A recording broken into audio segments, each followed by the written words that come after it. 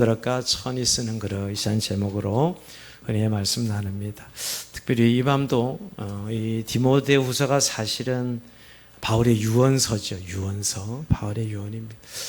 참 사람이 유언이라 그러면 제일 하고 싶은 말을 꼭 남기고 싶은 말을 하지 않겠습니까?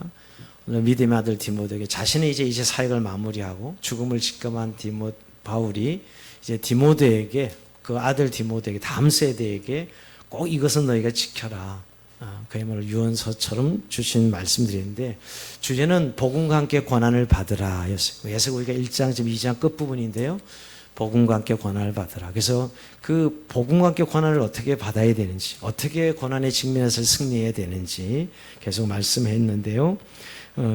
특별히 우리가 사실은 지난주 14절부터 26절이 한 패러그래프인데, 한 단락인데, 전반부 강의했고 오늘은 후반부입니다. 근데 전반부에서 결국 좋은 일꾼이 돼야 된다. 그 좋은 일꾼은 어떤 일꾼이죠?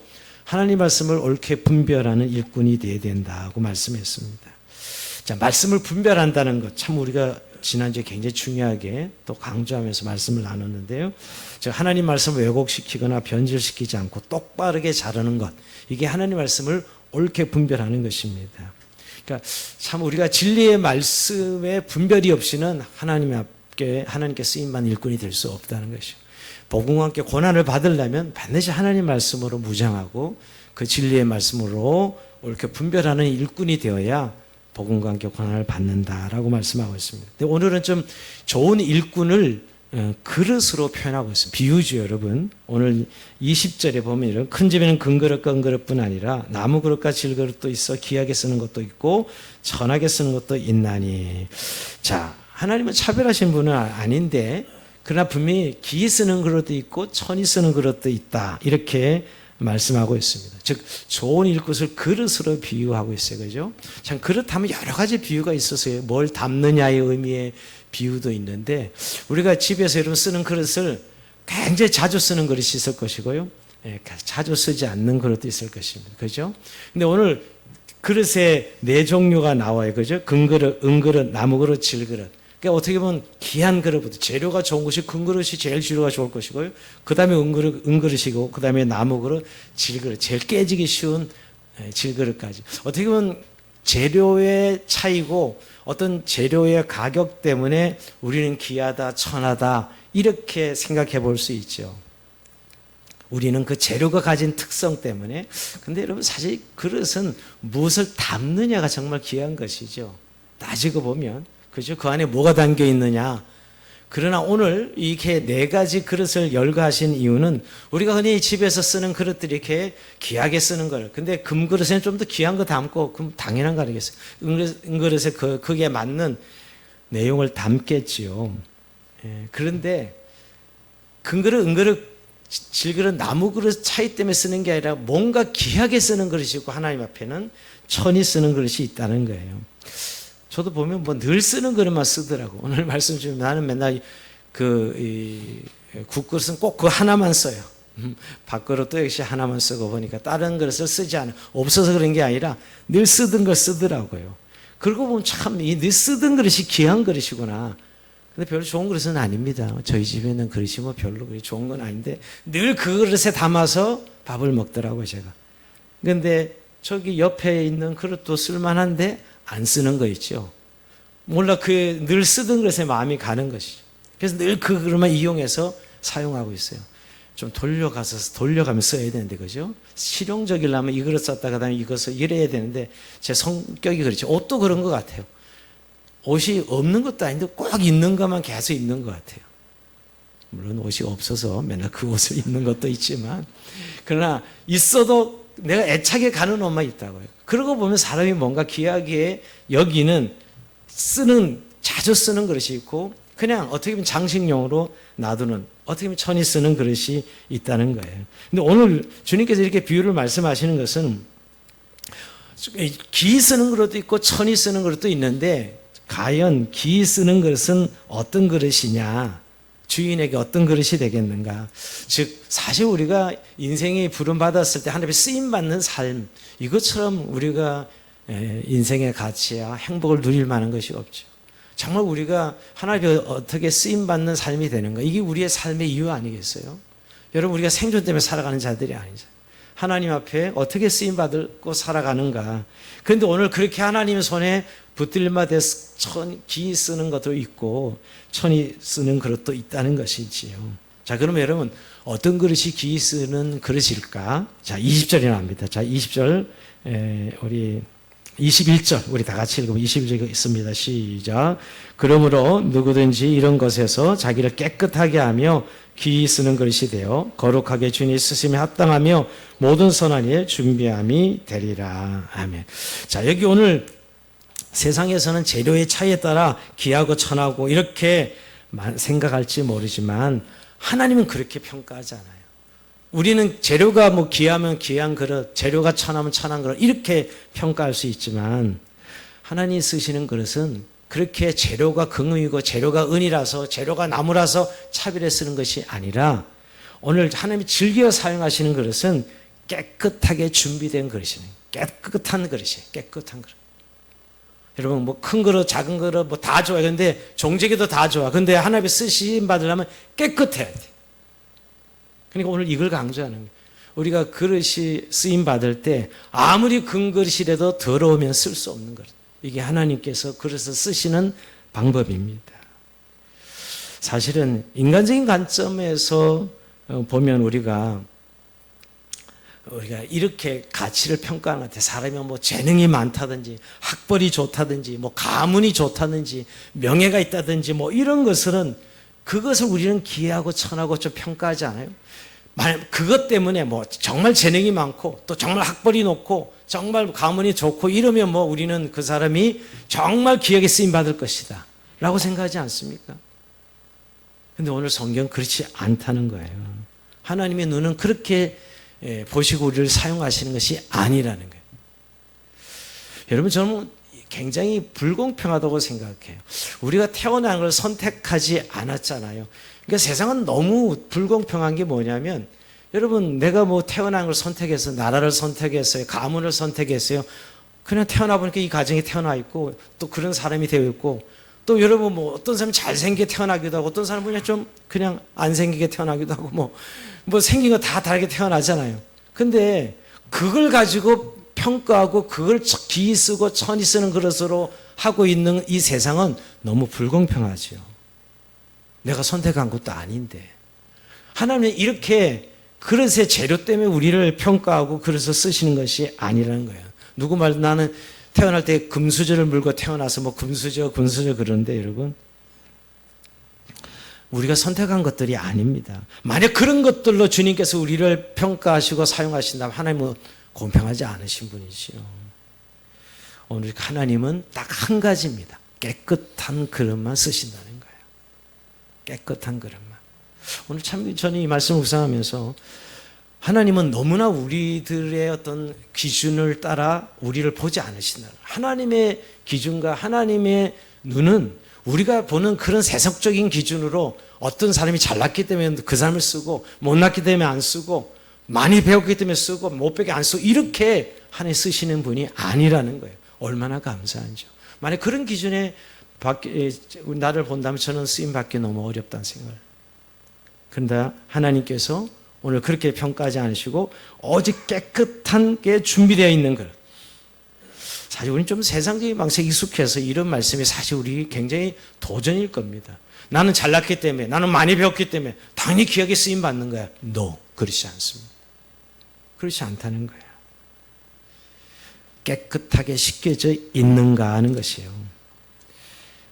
여러분 하나님 근데 원하시는 깨끗함은 무엇일까요? 오늘 이 깨끗함은요 씻어서 정결하게 하다는 뜻입니다. 씻어서 정결하게 한다. 여러분 하나님은 우리에게 깨끗함을 요구할 때 아무 잘못도 없고 그냥 아무런 죄도 짓지 않고 그런 깨끗함을 말씀하신 게 아닙니다. 여러분 그런 인간도 없어요. 여러분 하나님 원하시는 정결함은 씻어서 정결하게 되는 것입니다. 왜냐하면 우리 스스로 우리 힘으로 우리의 죄를 해결할 수 없기 때문입니다. 우리는 예수 믿어도 죄를 더 좋아하는 본성이 있고요. 사실은 늘 우리는 죄 가운데 살아가요.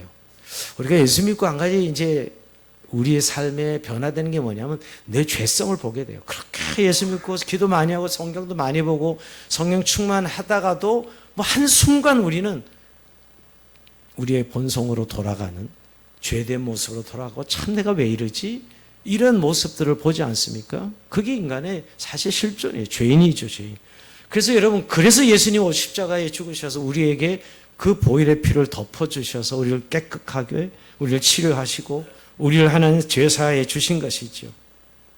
그러니까 오늘 주님이 원하는 깨끗함은 뭐 흠도 티도 없고 아무런 죄도 안 지은 사람이 아니라 오히려 죄도 짓고 늘 연약하지만 예수 그리스도의 보혈의 피로 깨끗이 씻음을 받는 사람이 깨끗한 사람입니다.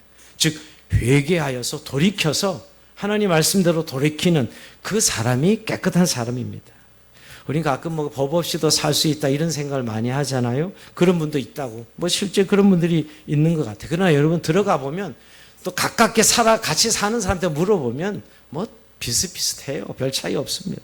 역시 인간은 결국 모태로부터 우리가 죄 중에 잉태했다고 다윗이 고백했는데 여러분 죄성은 어쩔 수 없는 것이죠. 그러니까 우리 스스로 깨끗하게 할 수 없는 자들이란 거예요. 정말 예수님이 십자가에 죽어주셔서 그 피로 무수한 죄를 씻어 우리를 정결하게 해주신 것이죠. 근데 여러분 한 번 이런 죄 씻음에서 끝나지 않고 우리가 한 번의 회개를 통해서 구원받지만 매일매일 죄를 씻어가는 것이죠. 그래서 요한일서 1장 9절에 보면 만약 우리가 우리 죄를 자백하면 그는 미쁘시고 의로우사 우리 죄를 깨끗하게 하실 것이요 라고 말씀하신 것입니다. 그러니까 이렇게 늘 죄의 고백을 통해 깨끗이 씻음을 받는 이 그릇이 깨끗한 그릇이에요. 우린 자꾸 약간 이렇게 경험적으로 자꾸 생각할 때는 온전한 사람, 완벽한 사람, 뭐 정말 재능이 뛰어난 사람 이런 생각하기 쉽죠. 아니요. 하나님 앞에 늘 자신의 죄됨을 깨닫고 그 죄로 인하여 늘 예수의 보혈의 피를 정말 인정하고 고백하고 그래서 그 피로 깨끗함을 받는 사람. 주님의 공로가 아니면 나는 깨끗할 수 없습니다. 라고 믿음으로 나가는 사람이 오늘 깨끗한 사람이라고 성경은 말씀하고 있습니다. 여러분, 주님은 우리를 볼 때 구주 예수의 피로 씻겨져 있는 걸 보십니다. 거듭난 이후에도 죄를 잡고 토설해서 늘 하나님 앞에 우리의 죄를 씻어내는 그런 자들이 깨끗한 자예요. 여러분, 세상의 방법은 죄가 없다고 죄를 부정해야 죄 없다 하죠. 그래서 참 요새 많은 사람 죄를 인정 안 해요, 그죠? 자기의 실수를 인정하기 싫어해. 그러면 뭔가 이게 흠 잡힌다고 생각하는지 절대 인정하지 않아요. 근데 여러분, 근데 하나님 앞에서는 늘 말씀의 기준에서 내가 잘못되었을 때는 빨리 내가 죄됨을 인정하고 돌이키고 하나님 앞에 나가는 것이죠. 세상은 죄가 없다 그래야 정당하고 당당할 수 있습니다. 그러나 우리는 주님 앞에서 우리의 연약함과 우리의 부족함과 우리의 죄됨을 늘 깨닫고 예수님의 보혈의 피로 우리가 씻김 받아야 된다는 것, 인정하는 것. 이게 회개의 삶이죠. 이런 사람을 하나님이 귀하게 쓰시는 것이에요. 그래서 늘 겸손한 사람이 하나님께 쓰임 받는 거 마찬가지죠. 구주의 공로를 의지하는 참 나는 주님을 의지하지 않고 나는 살아갈 수 없는 자들입니다. 그렇게 고백하는 자를 하나님이 깨끗한 그릇이라고 말씀하고 있습니다. 즉 선하신 이의 준비된 일꾼은 씻어서 정결하는 일꾼이라는 것입니다.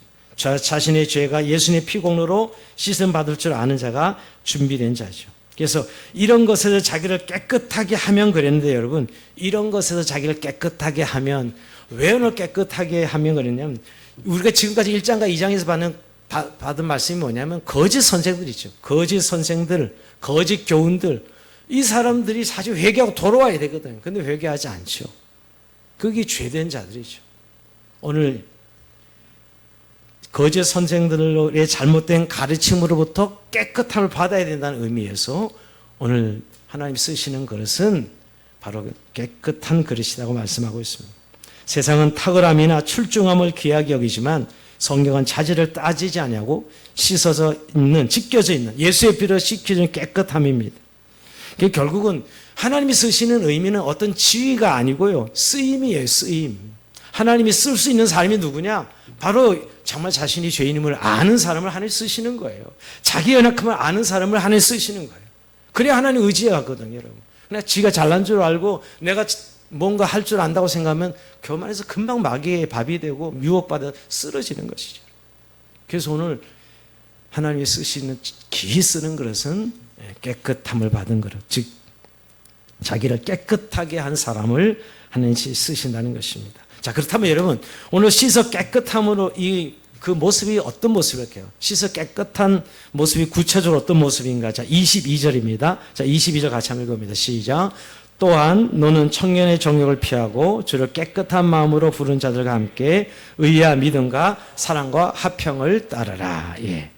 오늘 결국 여기서 깨끗함이라는 구체적인 어떤 모습이 나오는데요. 우선 여기 디모데가 청년이잖아요. 그래서 우선 정욕을 피하라. 청년의 정욕을 피하라 라고 말씀하고 있습니다.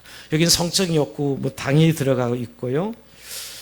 그리고 사실은 이 청년의 정욕 속에는 세상적인 기준, 여러분 요새 젊은이들을 사실은 이렇게 계속 부추기고 있는 세속적인 어떤 욕망들 말이에요, 여러분. 뭐 성적인 것도 말할 것도 없고, 어떤 우리가 돈에 대한 욕망, 또 자기의 어떤 쾌락에 대한 욕망, 이런 욕망을 피해야 된다라고 말씀하고 있는 것이죠.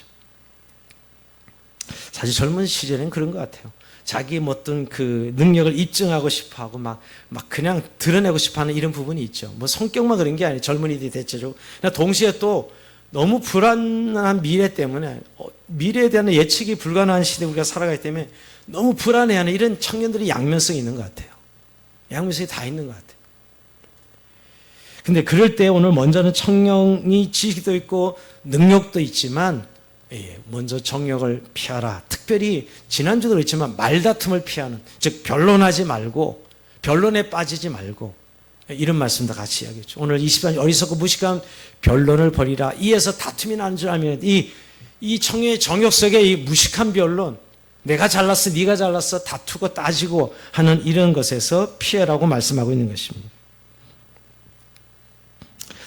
근데 사실 요즘 이게 젊은이들의 정욕이라 그러면 요즘은 그냥 너무 자기 편리, 자기가 생각하는 편리에 빠지는 이런 삶입니다. 뭐 요새 결혼 안 하는 이유도 그런 것 같고요. 결혼해도 또 애를 안 낳는 것도 그런 이유 같고요. 그러니까 어떤 내가 느끼는 편리함에 이 욕구대로 살아가는 이런 욕망, 오늘 이 청년의 정욕을 피하고, 이게 깨끗한 모습이에요. 그리고 두 번째는 주를 깨끗한 마음으로 부르는 자들과 함께 의와 믿음과 사랑과 화평을 따르라, 이렇게 말씀하고 있거든요. 자, 오늘 주를 깨끗한 마음으로 부르는 자들과 함께, 저는 오늘 이 함께라는 말에 좀 포인트를 두고 싶어요. 함께. 그러니까 우리가 정욕을 피하는 것만 끝나는 그건 소극적이죠. 적극적으로 해야 될 게 뭐냐? 주를 부르는 자들과 함께 의와 믿음과 사랑과 화평을 따르라는 것이에요. 여기 오늘 적극적으로 해야 될 일이 더 중요하다고 생각해요. 정욕을 피하는 것 동시에 적극적으로 해야 되는 일이 있다면 함께 마음을 지켜나가는 동역자들과 함께 걸어가야 된다는 것이죠. 사실 우리가 신앙생활이 홀로 하는 것이 아니거든요. 사실 주님이 교회를 주신 이유가 뭐죠? 공동체예요, 공동체. 함께 신앙생활을 하는 것이죠. 저는 하나님이 주신 가장 큰 우리에게 주신 선물이 뭐냐? 교회죠. 우리를 홀로 두지 아니하시고 우리를 공동체로 부르셔서 함께 신앙생활을 한 것입니다. 그래서 함께 주님을 부르는 삶이 성도의 삶이죠. 오늘 여기 주를 깨끗한 마음으로 부르는 자들과 함께라고, 이 공동체 신앙을 가지고 오늘 뭐를 따라 그러죠? 의와 믿음과 사랑과 화평을 따르는. 계속해서 디모데 전후서 강의하면서 계속 반복적으로 나왔어요. 그렇죠? 의는 하나님의 기준, 하나님의 의에서 나오는 것을 말씀하고 있죠. 믿음은 말씀의 기준으로 살아가는 것을 말하는 것이고, 사랑은 하나님께서 우리에게 요구하시는 하나님의 사랑, 이웃을 사랑하는 공동체에 대한 사랑과, 화평은 십자가에 보이는 화목의 사랑을 따르라고 말씀하시는 것입니다. 근데 결국 제일 중요한 것은 혼자 하는 것이 아니라는 거예요. 함께. 여러분, 신앙생활 요즘 이렇게 공동체 없이 신앙생활들 꽤 많습니다. 교회는 다니지만 출석하지만 공동체가 없는 신앙생활. 이제 혼자 은혜 받고 혼자 그냥 기도하고 혼자 해석하고 혼자 즐기는 것이죠. 그리고 이것이 젊은 세대에 가면 더 심해져요, 사실은. 개인주의가 심해졌어요, 여러분. 근데 여러분, 신앙생활은 홀로가 불가능하게 만들었어요. 여러분, 우리가 예수를 개인적으로 믿긴 믿었어요. 근데 존재하는 양식은 교회로 존재해야 돼요. 여러분, 죽을 때까지 우리가 교회로 존재하다가 하나의 부름 받습니다. 그러니까 우리를 신앙생활, 오늘 이 종교를 피하는 이런 소극적인 정도에 끝나지 말고 정말 하나님께 귀하게 쓰임 받으려면 공동체 안에서 우리가 다듬어지고 또 공동체 함께 주를 부르며 나가는 자들이 되어야 된다라는 것이에요. 여러분, 이런 거죠. 우리가 마음에 드는 몇 사람들과, 나만 통하는 사람 몇 사람들만 함께 신앙생활하는 게 아니잖아요. 사실 정말 내 마음에 안 드는 사람들, 정말 내가 보기엔 정말 함께 하기 쉽지 않은 사람, 이런 사람들과 함께 사진 신앙생활 하는 것이거든요. 거기는 하나님의 비밀이 있어요. 그런 어떤 나랑 함께 하고 싶지 않지만 하나님이 함께 하라고 붙여준 사람들을 통해서 하나님이 정말 사랑을 배우게 하는 거거든요. 여러분, 사랑은 내가 좋아하는 사람 좋아하는 건 사랑 아니에요. 사실 하나님 말씀은 사랑. 내가 원하지 않지만 하나님 사랑 때문에 정말 사랑하고 관계를 만들고 공동체 이루어가, 이게 정말 하나님께서 우리에게 말씀하시는 사랑이죠, 여러분. 여러분, 사실은 내가 마음에 드는 사람들만 이렇게 같이 하다 보면 나는 성장하지도 않고요, 내 모습 그대로 유지됩니다. 그러나 하나님이 우리 마음에 들지 않는 사람, 내가 원하지 않는 사람이지만 함께 할 때 사랑으로 용서하고 용납하고 섬기고 나갈 때 하나님께서 우리에게 놀라운 선물을 부어주십니다. 그래서 오늘 이렇게 공동체 안에서 함께 사랑하라고 말씀하고 있는 것이죠. 여러분, 우리는 누군가를 사랑할 때는 자기를 부정해야 되거든요. 그 하나님께서 오늘도 너희가 나를 따르는 자기를 부인하고 자기 십자가를 지고 나를 쫓으라 하셨는데 바로 그거죠. 그래서 오늘 주의 이름을 부르는 자들과 함께 화평과 사랑을 따르라고 말씀하고 있는 것입니다. 사실 우리는 이 부분에 있어서 아직도 개념에 있는 분들이 많아요. 뭐 나는 늘 교회 다니니까 함께 하는 것이지. 근데 실제가 있냐고요. 공동체 안에 정말 꼴 보기 싫은 사람들과도 함께 해야 되고, 또 내가 원하지 않는 사람들과도 함께 나눠야 되고, 이런 공동체 안에서 내가 정말 그들과 함께 신앙생활을 해가고 있는가, 정말 그들을 용납하고 함께 섬기면서 나가고 있는가. 실제는 신앙생활이 정말 하나님 보시기에 뭐 자기 개인적인 성향과 취향에 따라 할 뿐입니다, 사실은.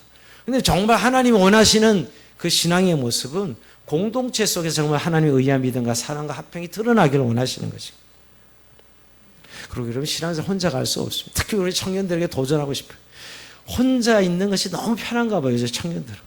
혼자 하루 종일 화면만 보고 있어도 하루가 즐길 수 있다 그러더라고요. 야, 그런 지금 시대가 점점 앞으로 가면 갈수록 더 그럴 것 같아요. 근데 여러분, 신앙생활 같이 해야 됩니다. 예, 결혼도 해야 되고요. 혼자 사는 사람들이랑 결혼도 해야 되고, 또 같이 살면서 부딪혀야죠, 여러분.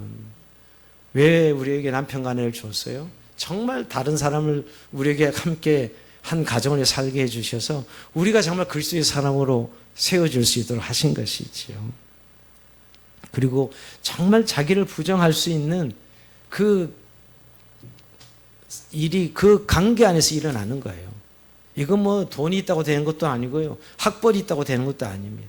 그 반드시 공동체 안에서 하게 하시는 거예요. 그래서 너희가 서로 사랑하라, 이게 세 계명이에요. 자꾸 사랑이라는 단어를 자꾸 오해하는 분들은 로맨틱한 에로스적인 생각만 해서 그렇죠. 하나님 우리에게 주신 사랑은 관계 안에서 하나님의 의를 이루는 겁니다, 사실. 그리고 공동체, 그래서 교회가 구원받는 거잖아요. 성도가 구원받는 의미가 우리가 하나님의 나라 백성이 되어서 이 공동체 신앙의 모습 속에 우리가 세워져야 된다는 것. 그런 의미에서 이 좋은 일꾼은 함께 가는 사람들이다 하는 것을 다시 한번 말씀하고 있습니다. 제일 믿음 좋은 사람이 누구냐? 함께 할 줄 아는 사람이에요. 근데 오늘 우리는 개인적으로는 굉장히 잘하는데 함께만 하면 힘들어. 함께만 하면 그때부터 문제가 생기기 시작합니다. 여러분, 근데 공동체가 부르셨다는 것은 바로 그렇게 함께하기 위해서 우리를 부르셨다는 사실 기억해야 돼요. 우리가 목장교회가 왜 그렇게 주일날 모여서 우리가 함께 해야 되느냐, 소그룹 교회를. 바로 주님의 뜻이기 때문이에요. 정말 목장께서 말씀 나누고 삶을 나누고 함께하는 법들, 정말 마음에 들지 않는 사람이지만 나랑 너무 취향도 다르고 성격도 다르고 하지만 함께하는 분이죠. 오늘 바울이 디모데에게 요구하는 것은 바로 정말 기이 쓰는 그릇은 함께, 주를 부르는 자들과 함께 의와 믿음과 사랑과 화평을 따르는 삶이라고 말씀하고 있는 것입니다. 여러분 근데 이제 24절 25절에 보면 여러분 주의 종은 마땅히 다투지 아니하고 모든 사람에 대해 온유하며 가르치기를 잘하며 참으며 거역하는 자 온유함으로 훈계할지니 그랬는데 여러분 여기서 이제 주의 종이란 단어가 나오니까 아 이거 디모데에게만 하는 이야기구나. 물론 1차적으로는 디모데를 말합니다. 그러나 하나님 믿는 모든 사람들에게 말씀하고 있는 것이지요.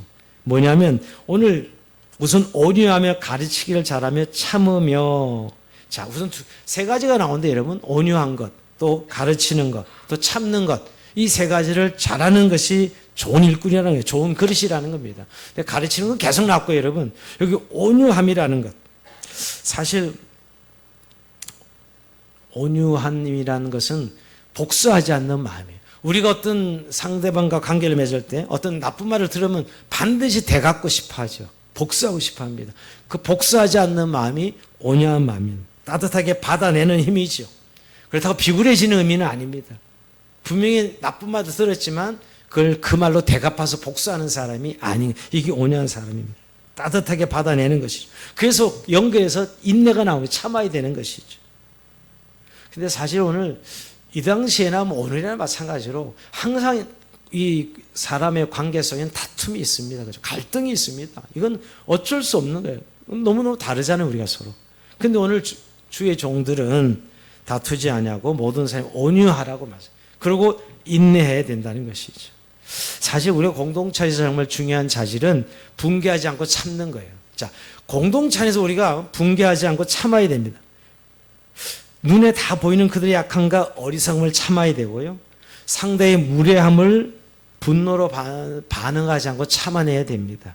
참 이런 부분이 요즘 현대인들에게는 참 힘든 부분이에요. 근데 성경은 적어도 어때서 어떤 이건 솔직하지 않은 거야. 이중인격이야. 뭐 이런 식으로 해석을 하면서 안 해도 돼.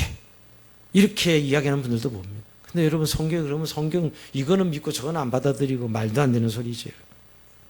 여러분 공동체를 세우는 자질은 우리가 참 교회 공동체는 약하고 또 참 부당하다가 느낄 때가 있지만 그걸 잘 참고 인내하는 분들, 상대방의 무례함에도 분노로 반응하지 않고 잘 인내하는 분들, 그런 분들이 공동체를 세워가는 것입니다. 여러분 잘 우리 늘 이렇게 교회 안에 보면 조금만 상처만 뛰쳐나가고 이 교회 안에서 결국 존재하지 못하는, 함께하지 못하는 분들을 봅니다.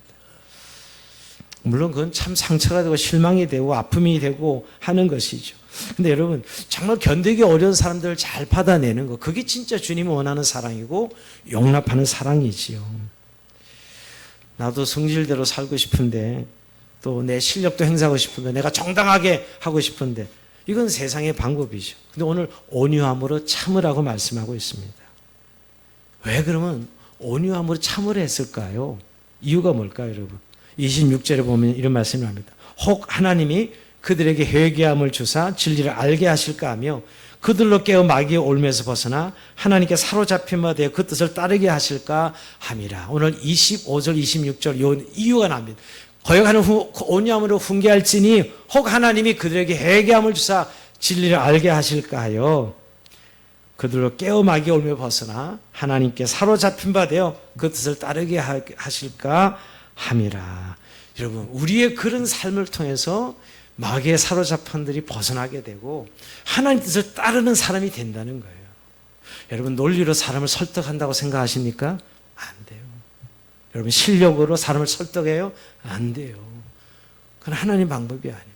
우리는 사실 누굴 설득할 때 뭐 정당한 논리로 또 실력으로 말빨로 그렇게 사람을 설득하려고 하지만 성경은 그렇게 되는 게 하나님이 도와주셔서 정말 그들의 마음을 열어줘서 사람이 바뀌게 되죠.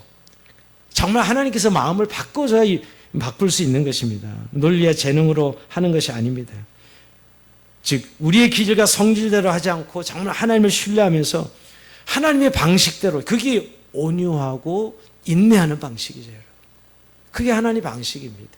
오늘 그럴 때 사람들이 주께로 돌아오는 것입니다. 오늘 이것이 주님께서 기약이 쓰는 일꾼이라는 말씀하고 있는 것입니다. 우리가 지금 흔히 세상적인 어떤 가치나 기준으로는 오늘 말씀이 너무 힘든 말씀이에요. 나도 내 무슨 인격이 없어, 내 뭐 정당한 거 왜 없어, 내가 뭐가 부족해. 예를 들면 이러면서 우리는 사실은 대갚아 주기를 바라거든요. 그럼 공동체가 깨집니다. 늘 공동체는 바로 세워지지 못해요. 그러나 주님의 이 마음으로 오늘 주님이 기 쓰는 것이 뭐냐면 정말 온유함으로 인내하는 참아내는 사람들을 통해서 하나님 공동체를 세워가시고 주의 교회를 세워가시는 것이죠. 오늘 말씀을 정리하려고 합니다. 주님이 지금도 귀한 일꾼들을 기 쓰시길 원하고 계십니다. 우리가 지난주에 옳게 진리의 말씀을 분별하는 것, 그건 오히려 우리는 잘하는 것 같아요. 오히려 말씀에 대해서는 그래도 어느 정도 내가 이렇게 하나님 말씀을 깨닫고 순종하려고 애를 씁니다. 근데 오늘 이 두 번째 말씀은 하나님 정말 기 쓰는 것은 정말 순결함, 깨끗함으로 내 연약함을 알고 내 부족함을 알고 늘 하나님 앞에서 늘 죄를 인정하고 토설하고 자백하여서 늘 회개함으로 깨끗함을 받는 그 사람을 하나님 쓸 수 있는 사람. 이게 겸손한 사람이거든요, 여러분. 이게 자기의 죄됨을 모르면 금방 교만하고 자기 마귀의 시험을 받아 넘어지는 자들이에요. 여러분 항상 그래서 잘난 사람들이 늘 넘어집니다. 사실은 못난 사람이 넘어지는 게 아니에요. 교만한 사람들이 늘 쓰러지는 것입니다. 하나님 쓸 수 있는 사람은 이렇게 깨끗한 그릇, 종제기도 괜찮아요. 깨끗하면 얼마든지 쓰임받아요. 그러나 하나님 앞에 그 큰 좋은 금대접에 있는 그릇이라도 더러우면 쓸 수 없다는 거예요. 여러분 오늘도 내가 정말 주 앞에 귀하게 쓰임받는 그릇인가를 생각할 때 늘 예수의 보혈의 피로 하나님 씻김받은 그런 죄사함의 은혜를 나가는, 제사함의 은혜를 받고 나가는 그런 일꾼이 되게 해달라고. 여러분 그렇게 기도하시고 무엇보다도 오늘도 함께 이 공동체 의식을 가지고 공동체 속에서 끝까지 참아내고 온유함으로 받아내고 그리고 그것을 따뜻함으로 드러낼 수 있는 그런 일꾼 말이에요. 내 성질대로 내 기준대로 살아가지 않고 말이에요. 결국 마지막은 이 싸움입니다. 정말 사랑은 나를 부정할 때 여러분 그렇게 부부가 오래 살아도 그 싸움하는 거 아니에요, 여러분? 어차피 남자는 여자 얼마나 다른데 그거 내가 받아주고 인정해야만 부부의 관계가 이루어지죠. 우리 교우들과도 똑같습니다. 그 사람이 존재를 정말 생긴 하나님이 만들어진 모양을 내가 인정해. 넌 왜 그렇게 생겼어? 하면서 결국 부딪히면 공동체를 이뤄내지 못하죠. 여러분 주님은 다시 한번 오늘 우리에게 정욕을 피하고 함께 의와 믿음과 사랑과 합병을 따르며 온유하고 참음으로 기 쓰는 그릇이 되길 주님 말씀하고 계십니다. 오늘도 이 밤에도 여러분들이 하나님 앞에 아름답고 좋은 게 쓰임받는 그릇이 되기를 주의 이름으로 축원드립니다. 자, 우리 찬송하면서 주님 앞에